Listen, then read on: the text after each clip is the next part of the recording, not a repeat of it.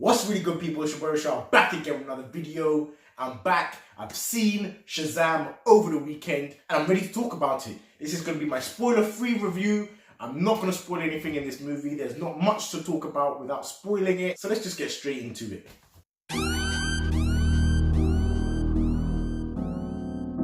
So Shazam is about Billy Batson, who is an orphan child growing up in a group home, who's imbued with the power of basically gods by a wizard called Shazam, and he becomes a superhero. Power that he receives actually makes him into the best, perfect version of himself. So when he is Shazam, he's an adult, but he's still a child in his mind, which is a great premise for a superhero. So I might actually have to pick up some Shazam comics because I'm interested as fuck now. Trailers for this movie got me hyped. I'm not gonna lie, DC has not had a good run at all. I've said it before, if Shazam flopped, I would be done with DC. And for me personally, it didn't disappoint. So the trailers made it out to be a light-hearted film about a kid who's given powers that he doesn't really want or deserve, and how a child in the body of a grown man with powers would act and what would he do. I enjoyed all the trailers that came out. It showed a different side of DC, one that could be funny, one that could actually have heart, and a story that I was actually really interested in, that I didn't really know too much about. And those were the things that I loved about this movie.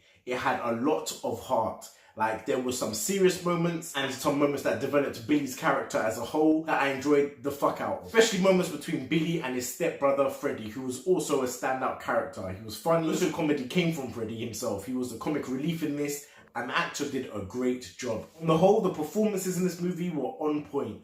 The only thing that I would really comment on is that it's something that someone I know said, and that was that when Billy Batson turned into Shazam, Shazam was actually more of a kid than Billy was. It's very hard to explain without spoilers, but Billy is very standoffish. He's got a chip on his shoulder.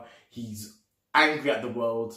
But when he turns into Shazam, he's really over the top. He's dramatic. He says things that kids would say. The transition between them wasn't perfect, but hopefully they'll work on that in future movies. The villain in this film was serviceable. He didn't really do too many villainous things in the grand scheme of it. Motivations were a bit murky because you was wondering why he would do certain things, and it was just a bit confusing. His motivations were unclear. Or the way that these motivations were put across didn't really satisfy why he was doing what he was doing, for me anyway. Let me know if you think differently. There were a couple references to the DCEU. You've seen it in a trailer where Freddy has a batarang. Freddy wears a lot of Superman tops in the film. So you know that this character does exist in this universe, but they don't double down on it to the fact that it does seem very removed from the DCEU as a whole, which I feel made it a better movie. I really did enjoy it. Towards the end, they did things that I didn't think they would do, which really surprised me. I don't know if I like it or if I didn't like it at this point, but it doesn't really matter because the movie was great. The CGI was probably my worst gripe about this movie. It was not the greatest. It was not on the level of Man of Steel. It was Steppenwolf level CGI. The flying and stuff like that, you could tell when it was CGI and when it wasn't, which was really annoying and probably shouldn't have happened in a movie this big. Overall, I would give Shazam a 7 out of 10. But yeah, that's what I thought of Shazam, guys. Let me know down in the comments what you thought. Check out our podcast. The link is going to be in the description below. Follow me on Instagram, Twitter, and Facebook for updates on the channel. Turn those post notifications on so you never miss a video. Subscribe if you're new to my channel. And as usual, I'll see you in the next one. Peace. Taylor about the fucking flex.